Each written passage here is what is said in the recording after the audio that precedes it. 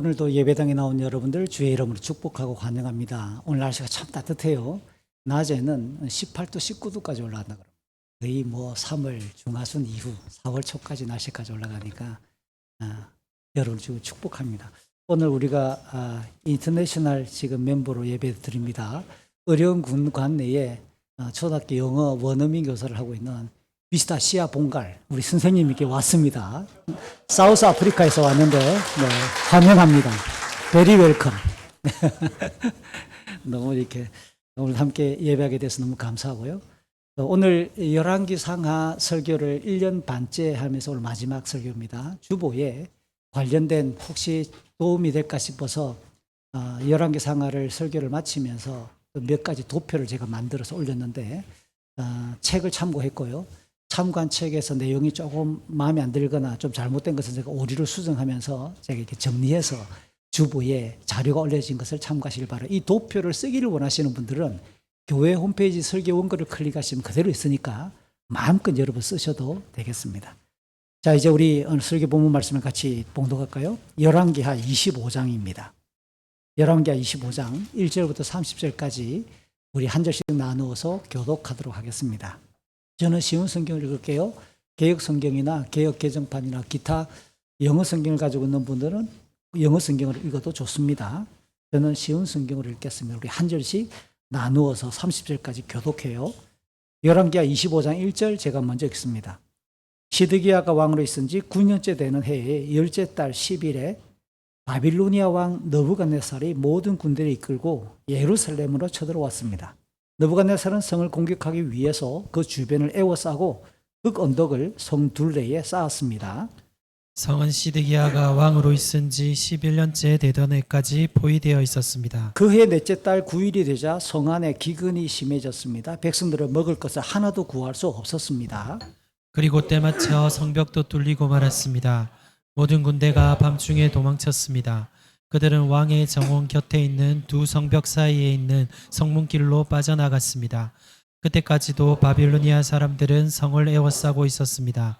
시드기야와 그의 군대는 아라바 길로 달려갔습니다. 그러나 바빌로니아 군대가 시드기야 왕을 여리고 평야에서 붙잡았습니다. 시드기야 왕의 모든 군대는 뿔뿔이 흩어졌습니다.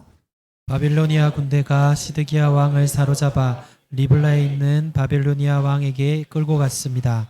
바빌로니아 왕이 시드기야를 신문했습니다. 그들은 시드기야가 보는 앞에서 그의 아들들을 죽이고 그의 눈을 뺀 뒤 쇠사슬로 묶어 바빌론으로 끌고 갔습니다. 바빌로니아의 그 느부갓네살 왕이 오래쓴 지 19년째 되던 해 다섯째 달 7일에 경호대장인 느부사라단이 예루살렘으로 왔습니다. 느부사라단은 여호와의 성전과 왕궁에 불을 지르고 예루살렘의 모든 집을 불태웠습니다. 그래서 중요한 건물은 다 불타고 말았습니다. 바빌로니아의 모든 군대가 예루살렘의 성벽을 헐어버렸습니다. 그 군대는 왕의 경호대장이 지휘했습니다. 경호대장인 느부사라단은 예루살렘에 남아있는 백성과 바빌로니아 왕에게 항복한 백성과 나머지 백성을 사로잡아 갔습니다. 그러나 그 땅에 가장 천한 사람들은 남겨두어 포도밭을 가꾸고 농사를 짓게 했습니다. 바빌로니아 군대는 여호와의 성전에 있는 놋기둥과 놋받침대와 바다라고 부르는 커다란 놋대야를 깨뜨려 그 놋쇠를 바빌론으로 가져갔습니다. 그들은 또 성전에서 제사 드릴 때 쓰는 솥과 부삽과 부집게와 접시와 온갖 놋기구들도 가져갔습니다. 왕의 경호대장은 화로와 대야들도 가져갔고 금이나 은으로 만든 것도 다 가져갔습니다. 또 놋기둥 2개와 커다란 놋대야 하나와 솔로몬이 여호와의 성전을 위해 만든 놋받침대도 모두 가져갔습니다. 경호대장이 가져간 놋은 너무 많아서 무게를 달 수 없을 정도였습니다. 그 기둥은 각각 높이가 18규빗이었습니다. 기둥 꼭대기에 있는 높이가 3규빗 되는 기둥머리가 놓여 있었습니다. 기둥머리의 둘레는 그물과 놋 석류로 장식되어 있었습니다. 다른 기둥에도 그물 장식이 있었는데 첫 번째 기둥과 같은 모양이었습니다. 경호대장은 대제사장 스라야와 그 아래 대제사장 스바냐와 문지기 3사람을 붙잡았습니다. 그리고 성 안에 남아있던 사람들 곧 군인들을 지휘하던 장교 1사람과 왕에게 도움말을 주던 신하 5사람과 군대에 갈 사람들을 뽑았던 왕의 시종 1사람과 그 밖에 성 안에 있던 다른 백성 60명을 붙잡았습니다.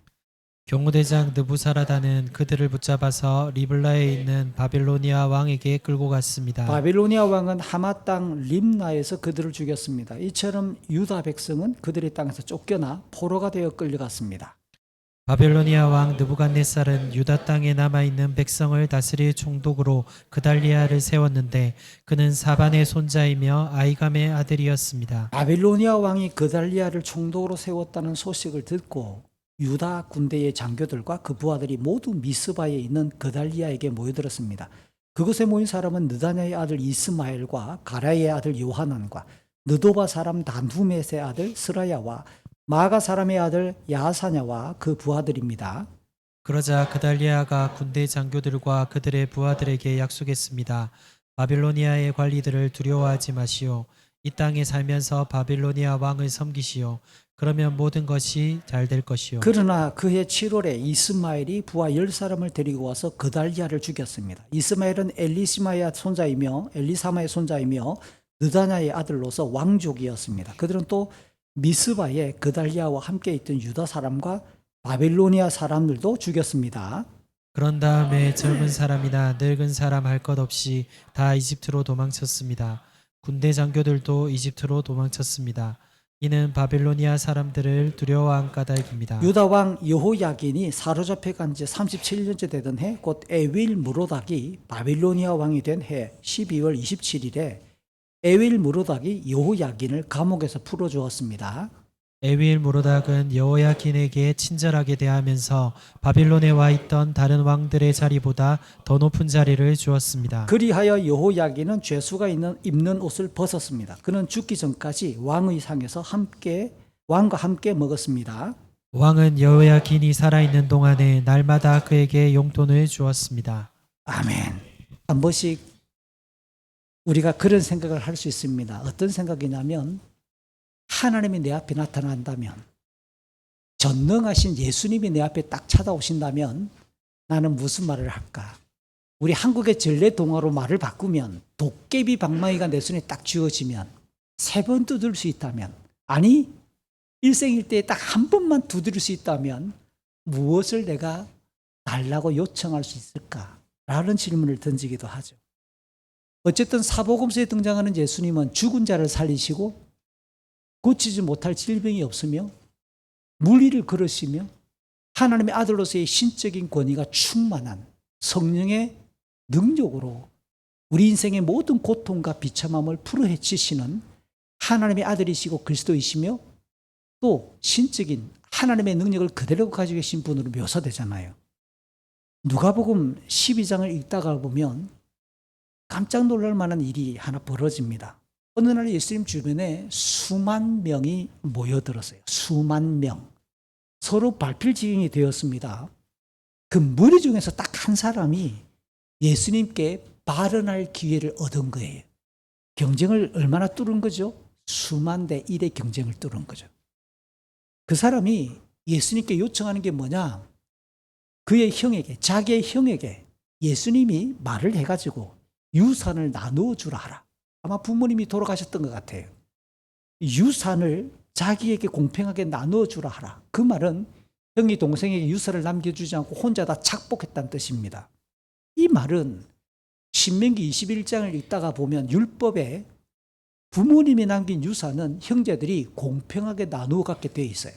단지 맏아들은 다른 아들들, 형제들이 가질 양의 2배만 가지고 나머지 아들들은 공평하게 갖추게 되었으니까 이 사람이 예수님에게 지금 요청하는 것은 불법이지 않아요. 율법에 따르면 굉장히 합법적이고 공평하면서 공의로운 요청이고 당부일 수 있다라는 겁니다. 그런데 문제는 예수님의 말씀이 이어집니다. 땅의 재물을 자기가 심리하는 재판관이나 나는 중개자가 아니다. 내가 너희 집안에 찾아가서 형에게 동생에게도 유산을 나눠주라라고 말해줄 만한 그런 중개자나 판사가 내가 아니다라고 선언하시면서 그 사람이 왜 예수님에게 이런 제안을 하고 당부를 하는가라고 하는 영적인 중심을 깨뜨려 봅니다. 다시 말해 예수님의 말씀이 이어지는데 욕심을 경계하라.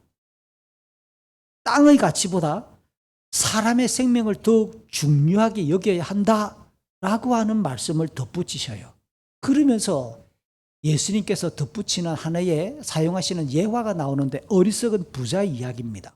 어떤 부자가 농경시대니까 어마어마한 수확을 거두게 되었어요. 너무너무 소출이 많아가지고 기존의 곡간 가지고는 안 돼요. 그래서 더 크게 짓고 또 다른 곡간을 짓고 가득가득 모든 농산물들을 채우면서 하는 말이 뭐지요? 이 사람이 자기 배를 두드렸을 거예요. 이제부터 나는 편히 쉬고 먹고 마시며 내 인생을 즐겨야 되겠다라고 그냥 기뻐하며 말을 합니다. 우리끼리 말로 통장에 현금 10억이 꽂혀 있는 거지 지금.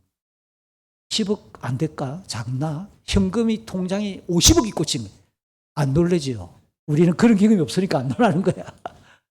어쨌든 이 부자가 그렇게 어마어마한 자기의 재산을 보면서 이제는 즐겨야 되겠다라고 큰 소리 뻥칠 때 주님께서 덧붙이는 말씀이 하나님이 오늘 밤 그의 영혼을 부르신다면 죽는다면 이 말이겠죠. 그가 갖고 준비했던 그 많은 재산들은 누구의 것이 되겠느냐라고 말을 붙이면서 주님의 결론입니다. 자기를 위하여 재물을 쌓는 사람 어리석다라는 거예요. 이 땅의 것으로 자기의 행복과 만족을 추구하는 사람은 어리석다라는 거예요. 하나님께 대하여 부여하지 못한 사람, 하나님과 하나님이 펼치시는 영혼에 대한 감각이 없는 사람, 그것이 흐린 사람은 그만큼 우매하고 불쌍하다라는 우리 주님의 평가입니다. 그러면 앞선 그 사람에 빗대어 보세요. 지금 예수가 이 땅에 왜 왔냐는 거예요. 이 땅에서 단순히 내가 얻을 수 있는 아버지의 유산을 내가 받지 못했다는 그것 때문에 슬퍼하고 고통할 때 예수가 그 정도 수천만 원, 수억이 될 수도 있겠지만 그것을 중재해 주는 예수가 이 땅에 오신 것이 아니라는 거예요. 예수님은 이 땅 넘어 영원히 우리를 하나님 앞으로 인도하고 초대할 만한 우리의 죄값을 치러내시고 영생과 영원한 영광을 주기 위해 이 땅에 오신 하나님의 아들이라는 사실을 그 사람은 모르고 있다는 거예요. 그 예수님을 겨우 그 정도의 가치를 지닌 사람 정도로 인정하니까 주님께 찾아와 수만 대 1의 경쟁을 뚫고 찾아와서 요청하는 게 그거라는 거예요. 오늘 예수님의 이 누가복음 12장의 이 교훈을 가만히 생각해 보면 인생의 끝이 있다라는 거예요. 인생의 종말이 있습니다. 이 종말은 죽고 나면 모든 게 그냥 몰라, 그냥 끝나고 없을 거야 정도가 아니라 주님의 이 교훈의 전제는 하나님의 심판이 진행된 것을 내포하고 있는 거예요.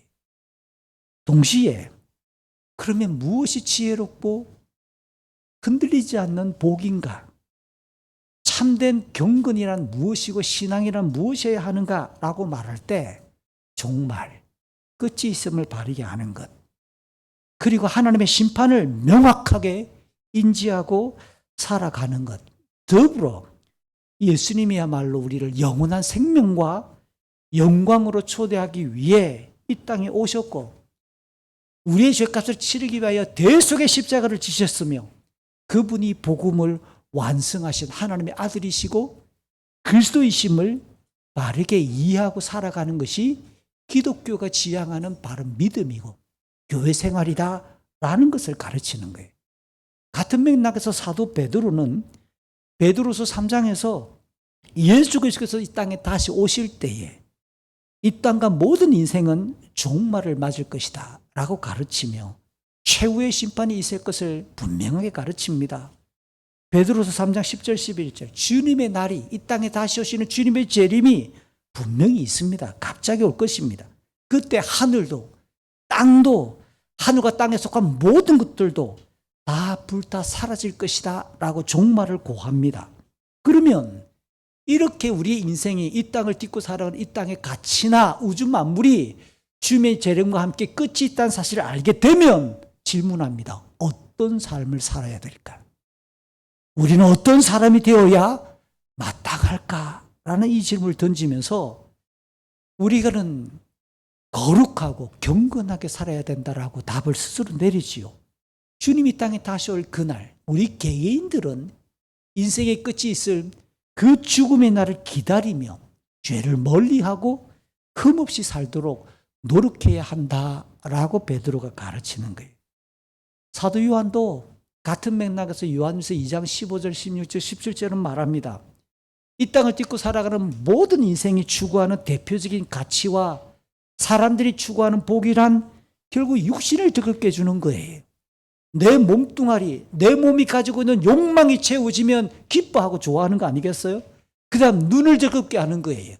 이왕이면 수많은 사람들이 쫓고 쫓는 유명 브랜드, 비싼 거, 눈을 즐겁게 해주는 것, 그리고 이 땅의 삶에 대해 자랑하는 것.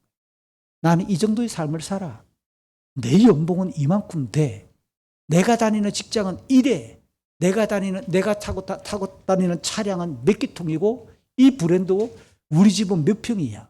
이걸 가지고 그 사람의 인생의 복락을 규정한다라는 거예요. 그러나 사도 요한이 말합니다. 그 모든 것들은 다 지나갈 것이다. 지나간다는 말은 허망하게 사라질 것이란 뜻이에요. 다만 하나님의 뜻대로 사는 인생은 영원할 것이다. 영원한 영광과 생명으로 이어질 것이라고 말하는 거죠. 그러니까 정리해 봅시다. 지금까지 제가 언급했던 내용들을 정리해 보면 교회를 출석하고 우리가 하나님을 믿는 기독교의 경건이란 인생과 역사에 그리고 만물의 끝이 있는 것, 한자로 종말이라고 표현할 수 있겠지요. 종말이 있는 것을 신뢰하는 거예요. 그리고 하나님의 공의로운 각자가 살아냈던 이 인생에 대해서 심판이 있음을 기억하는 거예요. 동시에 그 심판을 거쳐 영원한 생명과 영광을 향해 절대 가치로 우리는 붙들고 하루하루의 삶을 살아가는 것, 그게 성경이 가르치는 경건한 삶이다라고 정리해 볼 수 있습니다. 무거운 주제의 이야기를 꺼냈는데요. 오늘 함께 읽었던 이 내용이 열왕기 상하라는 구약 성경에 배치되어져 있는 역사서의 한 단락의 마지막 장입니다. 하나님께서는 지금까지 여러 차례 말씀하시고 예고하셨고 예언하셨더랬습니다. 그 내용처럼 드디어 남유다 왕국이 바빌로니아라는 제국에 의해 멸망합니다. 저는 이 멸망이라는 단어를 가지고 신학적인 요용을 바꾸어서 우리는 어떻게 이해하고 교훈을 받을까라고 말할 때 종말이 있고 심판이 있음을 진실하게 믿어 우리는 영혼을 사모하는 인생을 살아내야 된다라는 것을 주제화해서 나누고자 해요. 앞에 문맥을 한번 정리해 볼까요? 23장 31절부터 24장의 내용을 간략하게 정리해 보면 유다 역사에서 이 멸망을 앞두고 정말 마지막으로 영적 불꽃같이 살았던 사람 요시야 왕이 죽고 난 이후에 그 요시야 왕의 뒤를 이었던 4명의 왕들 여호아스, 여호야김, 여호야긴, 그 다음 시드기야, 이 4사람의 왕들의 이야기가 바로 앞 직전에 펼쳐졌더랬습니다. 그 4명이 다스렸던 총 기간은 23년. 3명은 요시야의 아들이고 1명은 요시야의 손자였습니다. 그 4명은 예외 없이 인생과 역사를 심판하시고 지켜보시고 판단하시는 하나님 보시기에 참으로 악했다라고 하는 평가가 내려졌고, 그래서 하나님의 심판이 마땅하다라는 것을 가르쳤을 뿐만 아니라 그 다음 더 이상 하나님의 심판이 미뤄질 수 없는 것을 잘 보여주었던 직전의 내용입니다. 이미 강력한 힘을 바탕으로 신흥 강대국으로 부상하고 있던 이 바빌로니아 제국에 의해 이미 2차례에 걸쳐서 예루살렘은 침략을 당했습니다. 1차 침략에 의해 포로로 잡혀간 사람들도 있고 2차 침략에 의해 포로로 잡혀갔던 사람들이 있었습니다. 다만 예루살렘의 왕궁이나 성전이 불타지 않고 지금 마지막까지 기다리고 있는 상황에서 오늘 본문이 펼쳐지고 있는 거죠. 자, 이제 오늘 본문으로 들어가 봅니다. 1절부터 3절의 내용을 보니까 바빌로니아가 3번째 침략해서 이제 유다라고 하는 이 나라의 이름이, 국호가 완전히 사라지는 그 장면을 우리에게 보여주는데요. 1, 2, 3절 먼저 본문을 보니까 시드기야가 왕으로 있은 지 9년째 되는 해, 이때가 주전 588년경쯤 됩니다. 9년째 되는 해 10월 10일에 바빌로니아 왕 느부갓네살이 직접 모든 군대를 이끌고 찾아와서 예루살렘을 쳐들어왔는데 보니까 예루살렘은 난공불락의 이 성이에요. 이게 참 꼭 정립 시작하십시오. 같이 후세대 교회가 전부 다 한번 예루살렘을 가봤으면 좋겠어요. 여러분 지금부터 한 달에 3만 원도 좋고 5만 원도 오니까 한번 이스라엘 땅 이 성경 지리 답사를 위해 한번 정립을 해보십시오. 딱 예루살렘을 가보면 느껴집니다. 아, 남동쪽으로는 깊은 골짜기고요. 그 다음 골짜기 너머로 감람산이 펼쳐지는 거예요. 나머지 세면은 그냥 이렇게 그 세면만 이렇게 딱 막아내면 한쪽은 절벽이기 때문에 이게 뭐 그쪽만 방비하면 되는 거예요. 자, 그러면 외부에서 예루살렘 성을 침략하기 위한 방법이 뭐냐? 절벽을 타고 올라올 수가 없는 거예요. 나머지 부분을 어떻게 할까요? 어딘가 주변에서 흙을 실어 와가지고 성벽 높이만큼 토성을 쌓는 거예요. 높이를 똑같이 맞추어서 그냥 밀고 들어가면 되게. 이렇게 해서 이 바빌로니아가 예루살렘까지 딱 도착해가지고 흙성벽을 쌓기 시작합니다. 토성을 쌓기 시작했는데 얼마나? 1년 6개월가량. 사실은 이 예루살렘도 그렇지만 주변에는 흙이 별로 없습니다. 전부 단단한 안반지대이기 때문에 돌이 너무너무 많아요. 그러니까 흙을 구한다는 게 쉽지 않은 거죠. 여기저기서 흙을 끌고 오고 돌을 주워 와가지고 그렇게 성을 쌓는데 흙 높이를 쌓는데 1년 6개월. 이윽고 시드기야 11년째 되는 날, 딱 1년 6개월이 지난 4월 9일이 되자 예루살렘 성은 끝이 나는데 그 안에 성의 모습이 뭐냐? 먹을 것이 없으니까 1년 반 동안 성을 뺑 둘러쌌으니까 먹을 것이 없는 거예요. 기근이 심해서 그 안에 백성들이 굶어 죽기 직전의 상황이 됐습니다. 주전 586년경. 이 같은 상황을 예레미야서를 읽어보면 사실은 예레미야 27장에서 이 마지막 왕 시드기야가 왕이 되기 전부터 하나님이 경고했던 내용 그대로입니다. 예레미야는 예레미야 27장에서 하나님께서 바빌로니아를 들어 여러 나라를 진멸하는 도구로 사용하시겠다고 선언했습니다. 그래서 바빌로니아 왕 이 느부갓네살을 섬기면 유다와 예루살렘이 평안하게 버틸 수 있고 살 수 있는데 그렇지 않으면 전쟁, 굶주림, 전염병 등으로 죽을 것이라고 거짓 선지자들이 나타나가지고 절대로 바빌로니아의 노예가 되지 않을 것이란 거짓말을 외치더라도 속아서는 안 된다라고 하는 것이 예레미야를 통해서 전파된 하나님의 말씀이었어요. 시드기야는 왕이 되고 난 이후에 예레미야를 여러 번 불러내고 여러 번 예레미야를 찾아가서 하나님의 말씀을 듣습니다. 충분히 말씀을 들었음에도 불구하고 주변 신하들과 백성들의 눈치를 보느라고 우왕좌왕해요. 만약에 이 시드기야가 진짜 예레미야를 통해서 던지는 이 말씀이 하나님의 말씀이고 실제로 일어나는 일인 줄 분명하게 알았다면 시드기야가 어떻게 했을까요? 결국은 시드기야는 예레미야를 통해서 주어지는 그 하나님의 말씀에 대해서 오락가락 하는 거예요. 반신반의, 이들똥 말똥. 몸뚱아리는 교회당에 앉아와 있지만 주일마다 설교를 듣고 집에서도 성경을 읽지만 이 내용이 피부로 나에게 와닿지 않으면 이 말씀은 나하고 상관이 없는 거 아니에요. 시드기야가 그렇게 하나님의 말씀을 대했다라는 겁니다. 결국 하나님의 말씀에 따라 흐리게 반응하고 하나님의 말씀에 대해서 그는 불신했고 결국 심판과 멸망을 피할 수 없게 되는 겁니다. 사랑하는 성도 여러분, 저는 목사로서 여러분에게 간절히 기대합니다. 우리가 말씀을 대할 때 성경은 큰 그림으로 이야기해요. 하나님의 창조, 인간의 타락, 예수 그리스도를 통한 하나님의 구원, 동시에 우리 개인과 이 우주는 종말이 반드시 있다. 하나님은 창조주기 때문에 반드시 심판하신다. 그리고 이 땅의 인생 넘어 영원이 있다. 하나님께서 예수를 통해 우리를 초대하시는 영원한 생명이 있고 영광이 있다. 그러면 이 땅을 사는 동안 우리의 삶은 하나님께서 기뻐하시는 그 뜻과 하나님의 의와 하나님의 나라를 지향하고 예수의 이름을 위해 기도하며 우리의 삶이 그렇게 하나님의 은혜 안에서 살아내야 된다. 이게 성경이 가르치는 굉장히 굵직굵직한 인생의 이정표들이라고요. 그래서 언젠가 제가 여러분에게 말씀드렸잖아요.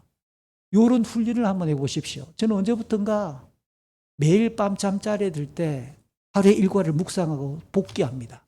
주님, 오늘도 아침에 일어나 피곤한 몸이었지만 새벽 기도로 하루를 시작해 주셔서 감사합니다. 오늘 제가 만났던 사람들이 이런 사람을 만났고 제가 이런 일들을 해냈습니다.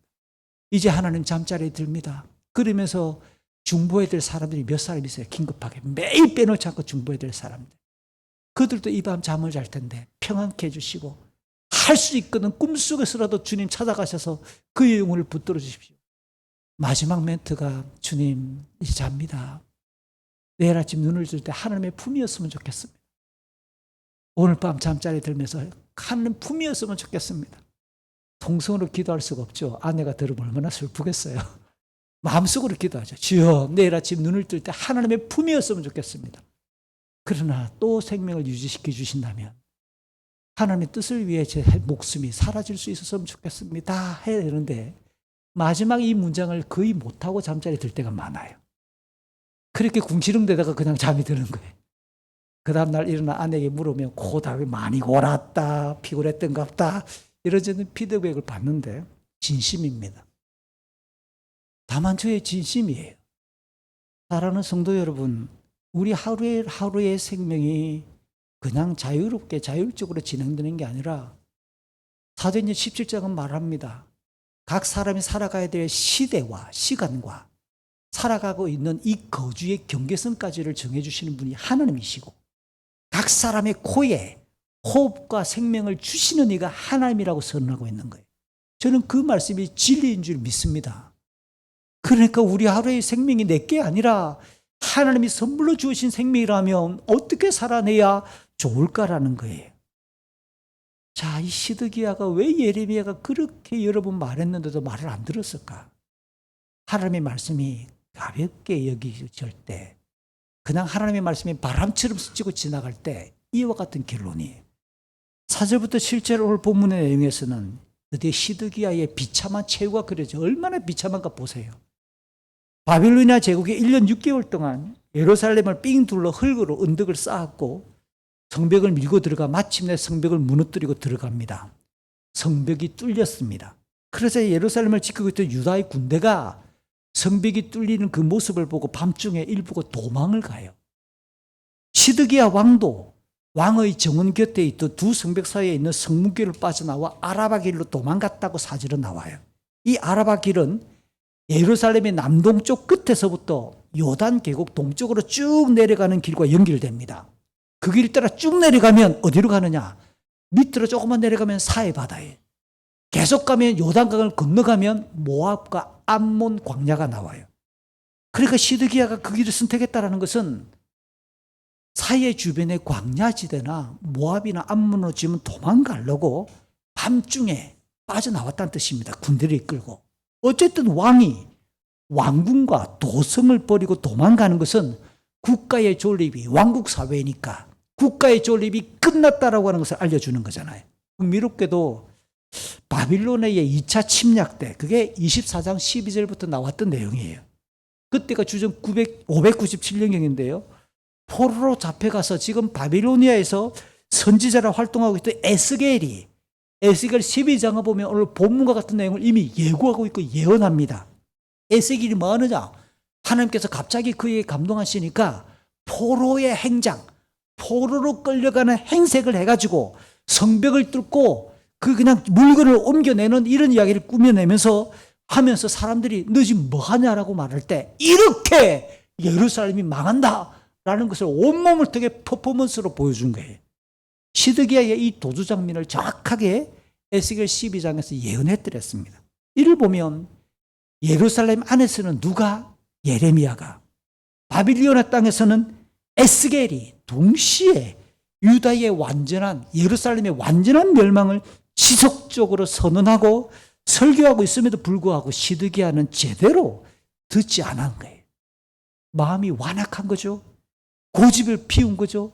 그러니까 한밤중에 지금 왕이 백성들을 마지막까지 사수하고 지켜내는 게 아니라 광야길로 도망가고 있는 거예요. 얼마나 비참하고 부끄러운 처사입니까? 하지만 오래 지나지 않아 그의 걸음은 도망의 걸음은 멈추고 맙니다. 왜요? 5절에 보니까 바빌로니아 군대가 도망가는 건물을 뒤쫓아 옵니다. 여리고 평자에서 시드기야 왕을 붙잡습니다. 예루살렘에서 여리고 꼭 갑시다. 이게 요즘은 버스를 타면 1시간이면 가요. 근데 이게 거리가 대략 직선 거리가 28에서 30km쯤 됩니다.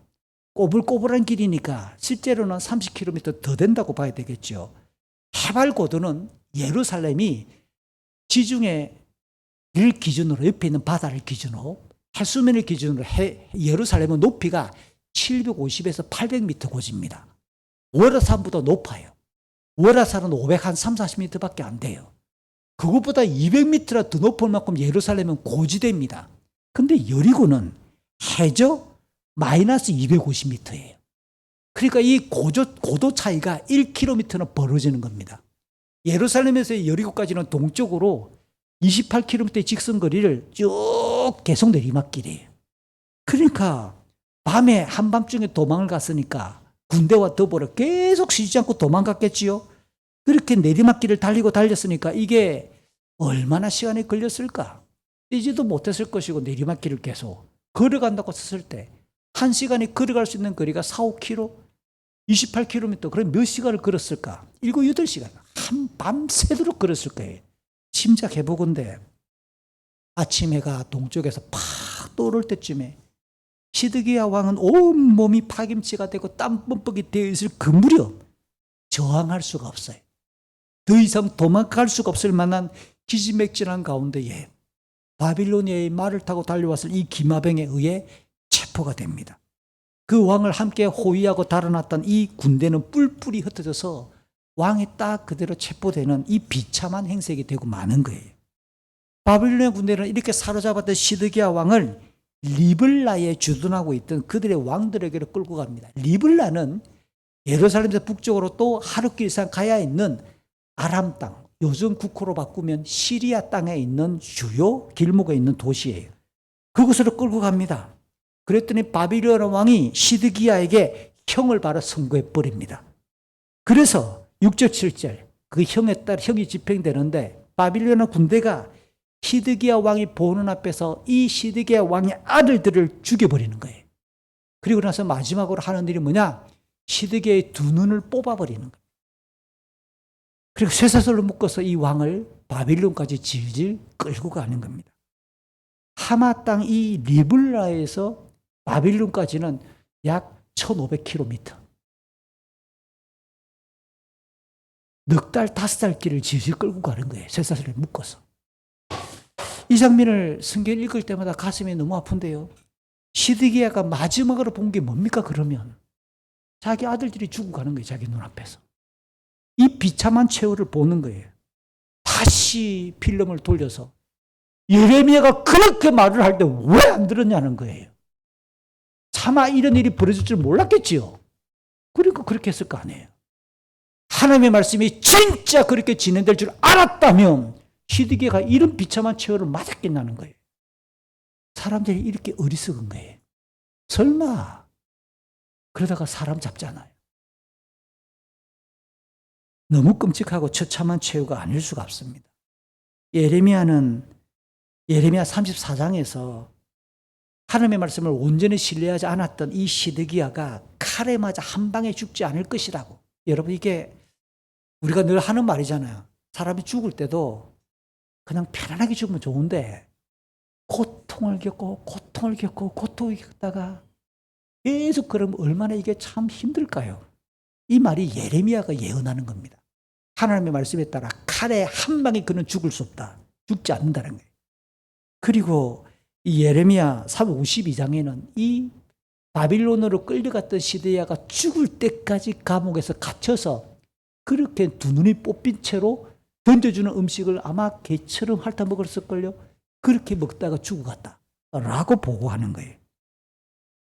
결국 시드기야가 이 비참한 최후를 맞은 것은 바빌로니아 왕과 맺었던 그 약속을 지키지 않았던 배반, 더 나아가면 하나님의 주권과 섭리를 거역한 하나님의 말씀을 가볍게 여긴 죄에 대한 혹독한 대가가 확실하잖아요.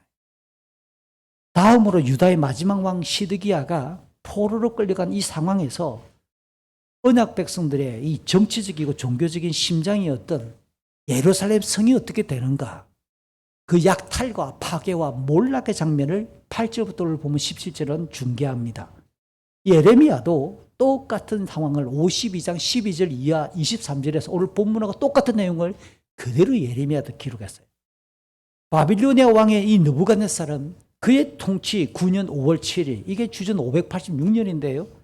예루살렘 성의 함락기지 딱 한 달이 딱 만에 경호대장 느부사라들을 예루살렘으로 군대와 함께 급파해서 성전과 왕궁을 드디어 불지르게 만들어요. 모든 집과 모든 큰 집을 다 불태워버립니다. 느부사라단의 이 지휘 속에 바빌로니아 군대는 예루살렘의 성벽도 헐어버려요. 그때에 이 해를 바빌로니아 왕이라고 하는 연호를 쓰죠. 왜 바빌로니아 왕의 연호를 쓸까?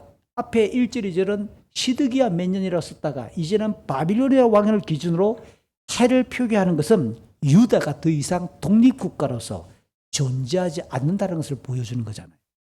이때 무너진 예루살렘의 성벽은 우리가 잘 아는 느헤미야가 다시 돌아와서 성벽을 쌓을 때까지 시간이 몇 년? 그때까지 140년 동안 방치되는 거예요. 경호대장 느부사라단은 유다 백성들을 사로잡았고 약한 자 얼마를 남겨두어서 포도밭을 가꾸고 농사를 짓게 만드는 이야기가 11절 12절입니다. 조금이라도 능력 있어 보이는 사람들은 모두 포로로 잡아가고 자기 힘으로 세력을 키울 수 없을 만한 가장 연약한 자들에게 땅이 재분배해서 아마 세금을 거두거나 그들이 식민지니까 국토를 관리할 목적으로 그렇게 일부의 사람들을 남겨두었겠지요. 게다가 바빌로니아 군대는 성전을 약탈하기 시작하는데요. 경호대장 이 느부사라단은 성전에 비치되어 있던 노스로 만들었던 모든 기구들, 놋 기둥, 놋 받침대, 노스로 만든 바다라 불리우던 큰 대야, 솥, 부사, 불직배, 접시 등 온갖 놋기구를 다 가져갑니다. 그 외에 남아있던 금과 은으로 만든 것도 다 가져가고 본관 건물 앞에 위용 있게 서 있던 2개의 놋기둥도 그냥 떼가지고 가져가는 거예요. 고대 세계의 전쟁은 각자가 섬기고 있는 신의 힘, 역량과도 일치한다고 그들은 생각했어요. 그래서 승자들은, 전쟁에서 승리한 자들은 약자들의 신전을 약탈해서 본국의 신전의 그 물건들을 비치하는 것이 관례였습니다. 이게 계속 오랫동안 풍습이 남아있어가지고 여러분 유럽을 가면 꼭 방문하는 방문지 중에 하나가 박물관이잖아요. 프랑스 파리의 루브르, 영국 런던의 대형 박물관, 튀르키예에 가면 이슬람 튀르키예 박물관, 최근에 개관을 한 이집트의 카이로 박물관은 그 전시 물품만 5만 점이 넘는데요. 이 말은 한 물건 앞에서 5분만 지체해도 그 전체를 다 둘러보는데 5년 이상이 걸린다는 시간이라. 그래서 전시 물품을 올 때는 세계 최대라고 말을 합니다. 최근에.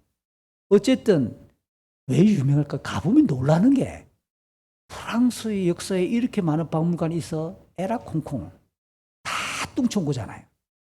제국의 시대에 그들이 가가지고 다른 나라의 물건들을 다 가져온. 이집트에 있어야 될 게 루브르에 있는 거예요. 이게 이 예루살렘에 있어야 될 게 그게 있고, 이게 약소국들이 전쟁에 의해 전부 다 빼앗기고 그저 다 가는 거 아니에요. 그죠? 이 전통이 고대 세계로 올라가면 신들의 싸움에서 그렇게 가져갔던 신전을 약탈했던 것을 자기 본국의 신전에 비치하는 박물관의 시효가 되는 거잖아요. 이렇게 해가지고 비치하는 것이 그들의 관리였습니다. 그러나 예루살렘의 멸망기사에서 놀랍게도 이 하나님의 성전이 약탈되는 이 기사가 13절부터 17절 제일 길어요. 오늘 보면 1절부터 시작해서 이 17절 앞까지 예루살렘이 멸망하는 이야기에서 성전이 약탈되는 이야기가 제일 긴 이유가 뭘까요? 이거는 이 유독 성전의 약탈 장면이 길게 자세하게 언급되는 것은 유다의 멸망이 그 당시에 보편적인 사람들의 생각대로 하나님이 바빌로니아의 신보다 약해서 예루살렘이 멸망한 것이 아니라는 거예요. 그들은 곧 이 멸망이 여호와를 신앙하는 신앙과 관련되는 것을 강조하기 위해서 길게 자세하게 언급하는데, 율법은 신명기 28장에서는 언약의 하나님이 여호와께서 이미 말씀했습니다. 하나님을 두려워하지 않고 하나님의 말씀에 불순종하게 될 때 이방인의 침략으로 멸망당할 것을, 포로로 끌려갈 것을 자세하게 이야기했습니다. 열왕기 안에서도 이 성전의 몰락에 대해서 열왕기상 9장, 열왕기 23장, 24장 세 차례에 걸쳐서 여러 번이나 이미 하나님은 성전을 버리시겠다고 예고했던 대로입니다. 그러니까 여호와 하나님이 바빌론의 우상보다 약해서 유다가 망하고 성전이 파괴된 것이 아니라는 것을 보여주는 거예요. 하나님의 말씀대로 주권적 섭리에 의해 언약 백성들을 심판하시고 21장 이야기는 놀라워요. 지나왔었습니다. 왜 하나님이 자기 백성을 이방의 포로로 끝내주느냐? 이런 과정을 통해 정결케 하시려고. 이렇게 유다 백성들을 회개하게 만들고 돌이키게 하기 위해서 멸망의 과정을 지나가게 하겠다라는 겁니다.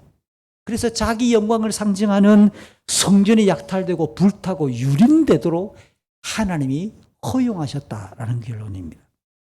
이 모든 일은 우연히 벌어진 일이 아니지요. 하나님은 자기 말씀에 신실하십니다. 이미 선언하셨고 약속하신 그대로 언약의 백성 유다를 바빌로니아에게 내어주셨고 예루살렘과 성전이 불타고 파괴되도록 이방의 말발국에 내어준 거죠. 그러면서도 하나님의 영광은 전혀 어두워지지 않아요. 예레미야는 모든 역사의 주권자이시고 또 주인이시는 그 하나님께서 바빌로니아를 잠시 사용하는 도구라고 예레미야 25장에서 27장에서 몇 번이나 걸쳐 반복해서 말합니다. 그러면서 예레미야 50장, 51장 이 두 장에 걸쳐 바빌로니아가 행했던 죄악에 대해 하나님은 반드시 응징하실 것인데 바빌로니아도 완전히 멸망할 것이라고. 그들의 멸망으로 언약의 백성들이 포로로 잡혀갔다가 돌아올 것이다 라고 상세하게 예언하는 겁니다. 자, 이제 후반부를 볼까요? 바빌로니아의 경호대장 느부사라다는 18절부터 21절에서 예루살렘과 성전을 파괴한 이후에 남은 주요 인사들도 붙잡습니다. 종기 지도자들인 대제사장, 부제사장 3명의 문지기를 모두 붙잡았고요. 예루살렘의 군인들을 지휘하던 지휘관 1명, 왕의 자문관 5명, 백성들을 징집하던 사령관의 서기관, 그리고 백성들 60명. 아마 이 백성들 60명은 주요 인사들이거나 고위 관료들로 보여져요. 이 60명도 붙잡아서 바빌로니아 왕이 머물고 있던 하마 땅 리블라, 쉬운 성경이 림나로 번역한 것은 아쉽습니다. 히브리어 성경을 보면 리블라로 되어 있어요. 리블라로 끌고 갔다가 왕의 명령에 따라 이 사람들을 모두 그 자리에서 처형시키는 겁니다. 바빌로니아는 유다의 자립을 도모할 수 있는 지혜와 지식과 힘을 가지고 있는 사람이라면 남기지 않고 모조리 포로로 끌고 가거나 죽임으로써 이 예루살렘과 유다 땅을 철저하게 그들 제국의 변방으로 만들어버린 겁니다. 그것이 연약하고 비난한 사람들을 그 땅을 돌보도록 다스리도록 또 제국의 식민지로 관리하도록 22절 보니까 그달리아라는 사람을 총독으로 세웠습니다. 그달리아가 누구냐? 제가 요시야 설교할 때 이야기했던 사람이에요. 22장에 나왔는데요. 요시야 시대에 경건했던 서기관 사반의 손자이고 역시 예레미야 26장을 보면 이 사반의 아들 아히감이 예레미야를 죽음의 위기에서 빼내가지고 보호를 했던 사람이 서기관의 이 사반의 아들 아히감인데 이 아히감의 아들이 바로 그달리아예요. 아마 바빌로니아는 그들이 가지고 있는 정보에 의해서 조사를 했을 겁니다. 그래서 이 그달리아가 그 집안 대대로 친바빌로니아적인 분위기라는 것을 충분히 알고 있어서 총독으로 세웠을 것이에요.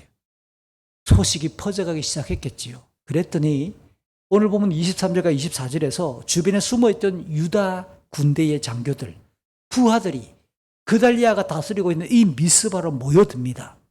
그 모여든 사람들의 이름 중에 느단의 아들 이스마엘, 기억할 이름입니다. 두 번째 기억할 이름, 가레의 아들 요하난. 그 외에 기타 등등 이런 부하들과 지휘관들도 모여들었어요. 그달리아는 그 사람들에게 바빌로니아의 관리들을 두려워하지 말자. 바빌로니아의 왕권을 인정하면 우리가 평안히 살 수 있다. 이 내용은 예레미야의 설교 그대로예요. 그러니까 이 그달리아는 예레미야의 설교를 하나님의 말씀을 그는 분명히 가슴에 품고 있는 사람이고 우리가 특별히 이상만 없으면 이 땅에서 편안히 살 수 있다고 모여들었던 사람들을 설득하고 독려하죠. 그렇지만 지금의 이 분위기를 알려주는 또 하나의 글이 있어요. 예레미야 40장에 보면 굉장히 긴장감이 감도는 분위기입니다. 뭐냐? 제가 조금 전에 언급했던 이 사람들 외에도 도망갔던 모압과 암몬과 에돔과 주변 지역으로 흩어졌던 유다 사람들이 계속 모여드는데요. 예레미야의 글에 의하면 포도주와 여름 과일을 가득 모았대요. 이게 뭡니까? 진짜 바빌로니아 제국에 의해 세워진 그달리아 총독 아래에서 먹을 것이 풍성하다는 이야기예요. 안심하고 살 수 있는 분위기란 뜻입니다. 그런데 이게 뭐지요? 가레의 아들 요하나님이 갑자기 은밀하게 그달리아 총독에게 찾아와가지고 나로 하여금 이스마엘을 죽이도록 허락해달라. 암살하겠다라는 겁니다. 그래야 지금 남아있는 이 유다 사람들이 편안하게 살 수 있다라고 제안하는데 이유가 뭐냐? 저 이스마엘은 그냥 온 게 아니라 암몬의 왕 바알리스가 그달리아 총독을 죽이려고 암살하려고 이스마엘을 은밀하게 보냈다는 정보를 자기가 알게 됐다는 거예요. 그러니까 자기가 이스마엘을 제거하지 않으면 당신 죽는다. 당신이 죽으면 이 남겨진 유다 백성들이 또 혼란을 겪는다. 그러니까 이스마엘을 제거해야 된다고 제안을 하는 거예요. 안타깝게도 그달리아 총독은 요하난의 말을 진실로 받아들이지 않지요. 아마 이 그달리아 총독은 포로로 잡혀가지 않고 남겨진 이 사람들과 또 도망갔다가 흩어졌다가 돌아온 이 유다 사람들을 최대한 보살피려고 격려하려고 하는 따스한 마음에서 슬픔을 당한 이 유다 민족들이 화합해야 된다라고 하는 이 차원에서 요하난의 말을 잘랐을 겁니다. 그럼에도 불구하고 요하난이 알려준 정보는 사실이에요. 오늘 보면 25절, 26절은 결론을 설명하는데요.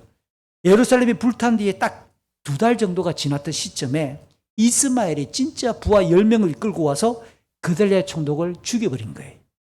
그리고 이스마엘은 그가 유다 왕국의 왕족이어서 바빌로니아에 순응하는 것을 수용할 수 없었다라고 보조 설명을 붙여주죠. 그 다음 총독 주변에 있던 유다 사람들이나 바빌로니아의 관리들도 모두 죽여버립니다. 그러니까 남아있는 유다 사람들은 바빌로니아가 반드시 복수할 것이라고 짐작하니까 보복을 두려워서 이집트로 도망을 했다라고 오늘 본문 27절에서 설명하죠. 역시 이 내용도 예레미야 41장, 42장, 43장은 석 장에 걸쳐서 자세하게 설명을 해요. 그 내용을 짧게 요약해보면 그달리아 총독에게 이스마엘의 암살 정보를 알렸던 이 요하나는 동료, 장교들과 부하들을 모아가지고 유다 사람들을 이끌고 지금 암몬으로 넘어가고 있는 이스마엘을 뒤쫓아갑니다. 그랬더니 이스마엘은 그들을 피해 부하 8명만 데리고 자기 몸만 암몬으로 달아나고 말아요. 이제 요하나는 남겨진 이 유다 사람들을 이끌고 바빌로니아의 보복을 두려워한 나머지 이집트로 내려가려고 합니다. 이집트로 곧장 내려가려고 하다가 예레미야 선지자를 만납니다. 예레미야 선지자에게 찾아와가지고 뭐라고 말하느냐? 우리를 왜 기도해달라? 이집트로 가는 것이 좋을지 말지 그들이 이미 가겠다고 결론을 내린 상태에서 하나님 뜻이 어떠한지 확인하기 위해 예레미야에게 기도를 해달라고 요청을 합니다. 예레미야가 10일 뒤에 찾아와라. 그래서 열흘 뒤에 이 요하난과 사람들이 예레미야에게 찾아왔더니 하나님이 예레미야에게 뭐라고 말씀하실까요? 떠나지 말라. 이집트로 내려가지 말라. 이 땅에 계속 있으면 절대로 바빌로니아 왕이 응징하지 않는다. 자비를 베풀 것이다.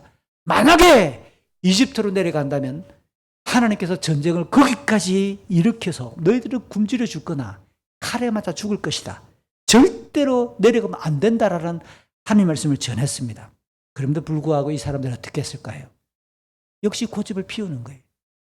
예레미야를 통해서 주어지는 하나님의 말씀을 거짓이라고 이야기하면서 하나님의 말씀을 예레미야를 통해 들었음에도 불구하고 예레미야 선지자마저 끌고 이집트의 다바네스에 이르렀다. 이게 예레미야 43장에 나오는 내용입니다.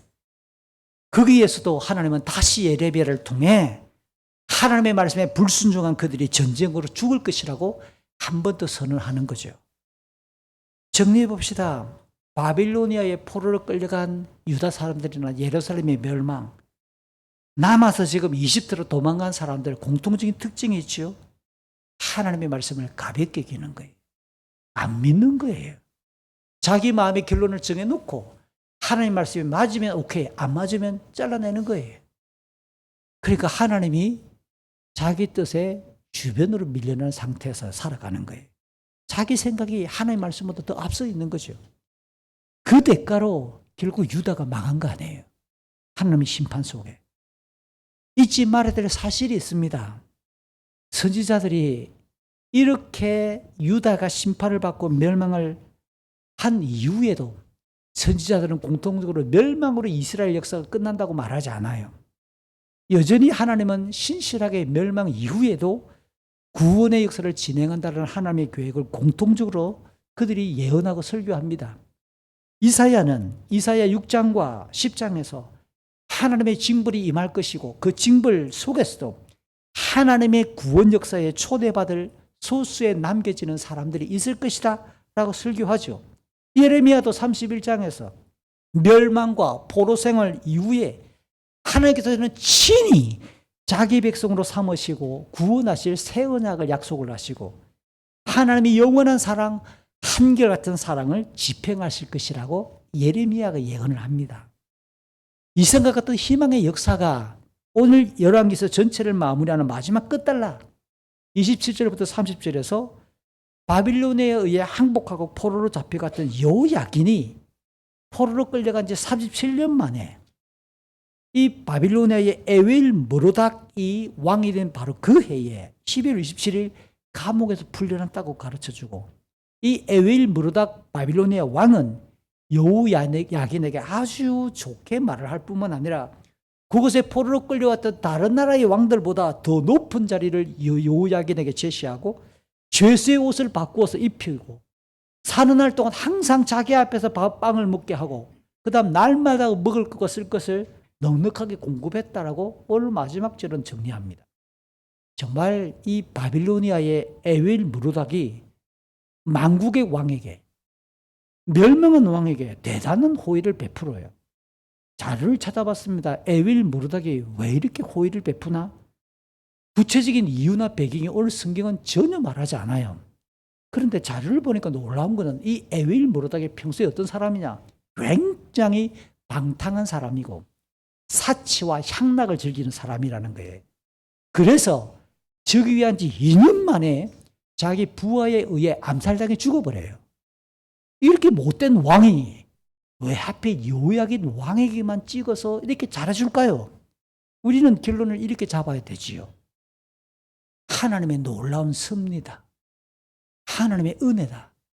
예레미야를 통해 약속했던 대로 자기의 백성이 희망을 가지고 돌아오게 만들 만한 중요한 하나님의 교훈으로 그의 인생의 회복의 메시지를, 회복의 인격과 인생을 하나님께서 기록하게 해주었다.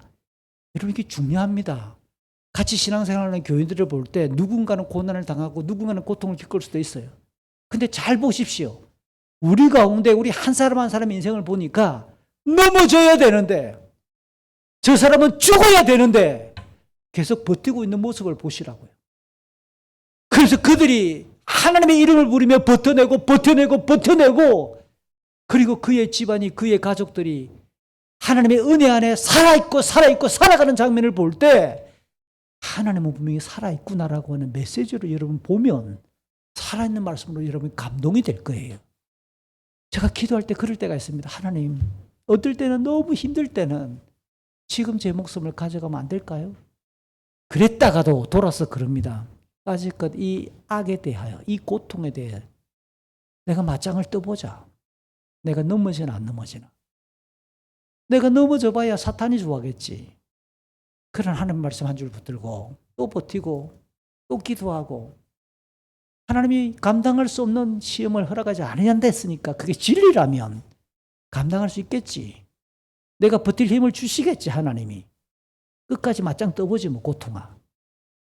여러분은 보셔야 돼요.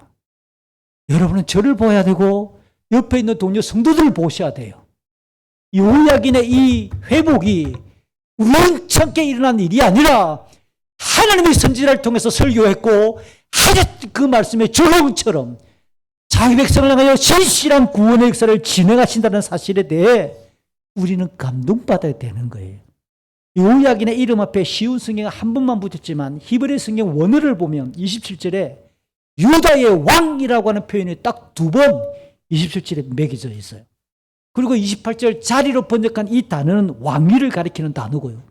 29절에 옷을 바꿔 입겠다는 것은 옷이 성경에서는 정체성과 그의 신분을 상징하잖아요. 이런 모든 내용을 받들어서 여호야긴의 이 회복의 장면을 왜 열왕기하 마지막 장면에 이렇게 딱 포함시켰을까? 2가지 의미가 있지요. 첫 번째, 하나님께서는 다윗의 후손에게 영원한 왕권이 주어지고 그 왕권으로 영원한 왕국이 지속될 것이라고 사무엘하 7장에서 약속했던 다윗의 언약. 열왕기서는 다윗 왕권의 보존을 중요하게 여깁니다. 그래서 다윗 왕권의 이 언약이 시드기야를 끝으로 인간의 유다 왕국은 사라졌지만 죄성의 종로로 타는 인간의 왕이 아니구나라는 것을 우리에게 확인시켜주면서 구원의 역사를 완성하게 될 다윗의 후손으로 이 땅에 오실 그리스도 하나님의 아들이 오실 것을 알리는 복선으로 여호야긴이 복권되고 있다는 사실이에요. 이에 따라 이사야도 예레미야도 에스겔도 다윗의 후손으로 오실 통치자이고 목자이신 그리스도를 예언하기를 수없이 반복하는 거예요. 또 하나 이 여호야긴 왕의 회복은 개인의 차원을 넘어서 유다 백성의 회복을 암시합니다. 예레미야는 지속적으로 유다의 회복을 외쳤습니다. 바빌론의 3차 침략에 의해 멸망한 이 유다가 이후의 성경을 보면 귀환하게 되는데 돌아오게 되는데 3번에 걸쳐서 3차례에 의해 멸망했던 이 예루살렘이 3번에 걸쳐 귀환해요. 제일 먼저 바빌로니아를 무너뜨린 페르시아 제국의 고레스 왕의 칙령에 의해 에스라 1장 주전 538년경에 돌아오고요. 두 번째는 율법을 가르치기로 결심하는 제사장 겸 학사 에스라의 주도하에 에스라 7장과 8장에 보면 2번째 돌아와요. 세 번째는 성벽 재건을 위해서 느헤미야가 돌아오는 것이 3번째 귀환입니다. 놀랍지 않아요? 멸망의 과정도 3번인데 돌아오는 것도 3차례에 걸쳐 돌아와요. 우리가 지금까지 1년 6개월 동안 살펴보았던 열왕기서는 솔로몬의 즉위부터 시작해서 유다의 멸망, 여호야긴의 회복까지를 다룬다면 대략 400년의 시간이 살짝 넘어요. 하나님께서는 개인과 더불어 국가의 일까지 주관하시는 온 우주의 창조주요, 섭리자요, 심판자이심을 확정하는 역사를 기록하고 있는 것이 열왕기서입니다. 특별히 사무엘서에서 언약하신 다윗의 후손이 다스리는 나라가 어떠해야 할 것인지를 우리에게 잘 안내하는 거죠. 지속적으로 하나님은 선지자를 보내어서 말씀하시고 또 말씀하시는 하나님의 신실하심도 강조하는 성경입니다. 결국 인생은 하나님을 경외함으로 말씀에 온전히 순종해서 그 하나님 보시기에 의로운 삶을 지향하는 것이 마땅하다고 가르치는 성경이 열왕기상하지요. 지금까지 살펴본 것처럼 시드기야를 끝으로 유다 왕국은 바빌로니아 제국에 의해 완전히 멸망합니다. 포로로 끌려갔던 이 여호야긴의 지위가 다시 회복되는 장면으로 구원의 역사가 계속 진행되고 있음을 알려주는 겁니다. 이로써 하나님께서는 신실하게 공의롭게 역사를 진행하신다는 것을 보여주는 성경이죠. 저는 열왕기서를 강의를 마치면서 오늘 본문과 열왕기서 전체를 통해 몇 가지 교훈을 정리할 수 있어 보입니다. 첫 번째는 개인의 인생, 그리고 우리가 살아가는 이 땅의 모든 역사, 우주 만물이 분명히 종말이 있다. 꼭 기억하십시오. 심판이 있습니다. 제가 장례식장에 찾아가서 말씀을 전할 때 빼놓지 않고 하는 말이에요. 다른 지인들의 장례식장에 가서 우리가 조문을 가고 가는 것은 감정적인 동료가 물론 있죠. 슬프지요. 위로하고 싶죠. 근데 가족의 장례를 겪어보세요. 그 감정의 파고는 굉장히 거셉니다. 남편이 죽고 아내가 죽고 아들, 딸이 먼저 죽고 우리 부모님과 형제들의 장례를 치러보면 죽음이 내 앞에 왔구나 라는 것도 깨닫잖아요. 여러분 기억하셔야 됩니다. 우리 인생과 이 역사의 종말이 있다는 사실을 눈앞에 두고 살아야 되는 거죠. 성경은 영원하신 하나님께서 만물을 창조하셨고 그 만물을 관리하도록 인간도 지으셨다고 밝히잖아요. 하나님의 형상으로 지어진 인간은 선악을 분별할 수 있는 도덕성이 있어요. 창의적인 재능이 있습니다. 그럼에도 불구하고 우리는 창조 하나님의 말씀의 순종 여부에 따라 우리의 도덕성과 생명이 결정되는 피조물이라는 사실도 명확하게 가르쳐요. 타락한 이후 이 땅에서의 인생은 이제 죽음으로, 역사와 우주 만물의 이 종말은 예수 그리스도의 재림으로 분명히 끝을 맞습니다. 히브리서 9장 27절과 베드로후서 3장 10절을 이어서 붙여서 읽으면 이렇게 이야기합니다. 사람들은 한번 죽습니다. 죽은 후에 심판이 우리를 기다립니다. 주님의 날이 도적같이 올 것입니다. 하늘에 있는 모든 것이, 땅과 땅에 있는 모든 것이 불타버릴 것입니다. 기억합시다. 종말이 눈앞에 있습니다. 반드시 종말이 있습니다. 그리고 심판이 있다는 것도 기억해 주세요. 그러면 자연스럽게 우리가 기억해야 될 교훈이 뭡니까? 인간의 죄를 용서하고 하나님 나라로 초대하는 참되고 영원한 왕은 예수 그리스도밖에 없다는 사실이에요. 창조주 하나님 향한 인간의 불순종과 반역은 우리 전인격의 부패, 우주 만물의 고통으로 이어집니다. 타락한 인간의 마음은 항상 악하다고 성경이 강조하잖아요. 지독한 자기 중심성과 지독한 자기 지향성을 드러내요. 하지만 하나님께서 독생자 예수 그리스도를 보내셔서 우리의 죄값을 십자가에서 대신 치르게 하셨고 그 예수를 믿는 자에게 영생을 주시며 영원한 하나님 나라로 초대하시는 것이 복음입니다. 죄로 죽었던 영혼이 거듭나고 믿음을 갖게 하시고 구원에 이르는 것은 모두 하나님의 계획과 적용이기 때문에 완전한 은혜와 선물이지요. 사도행전 4장 12절, 에베소서 2장 8, 9절, 2장 8절, 우리 이 구절을 다 같이 한번 읽습니다. 예수님 외에는 다른 어떤 이에게서도 구원을 받을 수 없습니다. 하나님께서는 온 세상에 우리가 구원받을 만한 다른 이름을 주신 적이 없습니다. 여러분은 하나님의 은혜 안에서 믿음으로 구원을 받았습니다. 여러분 스스로는 자신을 구원할 수 없습니다. 구원은 하나님의 선물입니다. 아멘. 마지막 한 가지 더 첨가하면 예수 그리스도를 믿는 우리 성도들은 하나님 보시기에 의롭고 경건한 삶을 힘써야 돼요.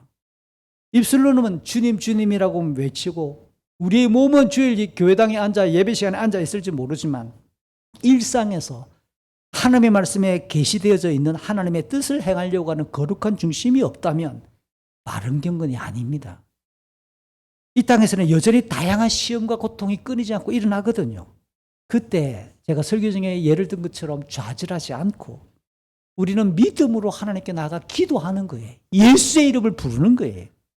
영생의 걸음을 지속하는 방법이 말씀을 붙들고 기도하는 거죠.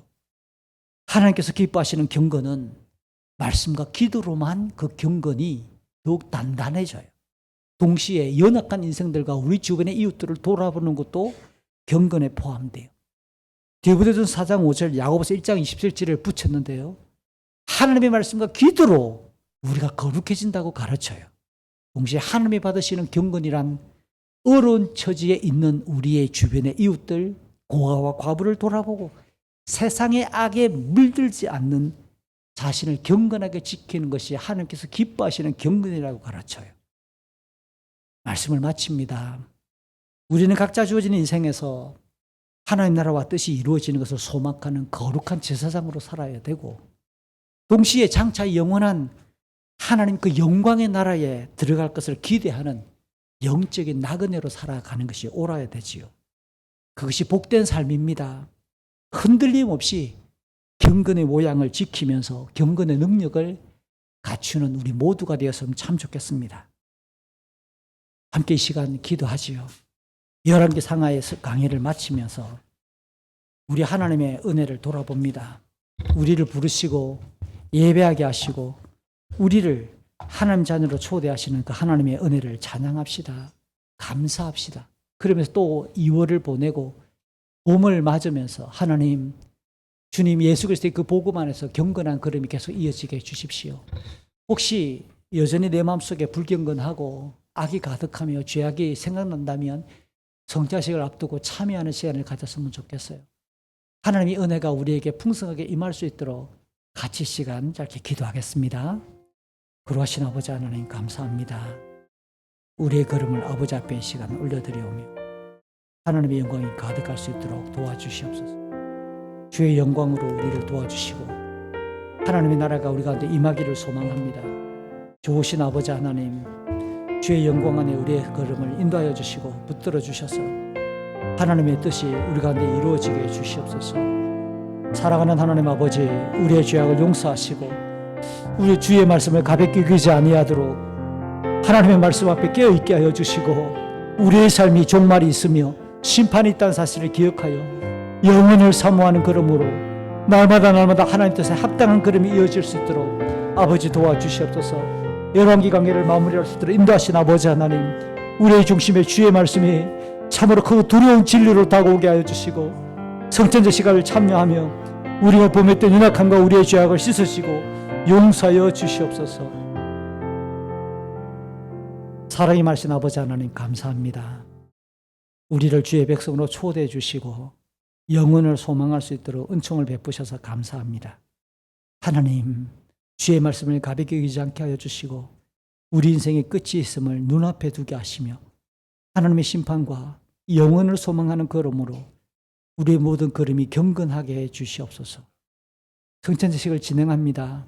우리의 죄악들을 도말하시고 우리 허물을 씻어 주시옵소서. 우리 주 예수 그리스도의 이름으로 기도합니다. 아멘.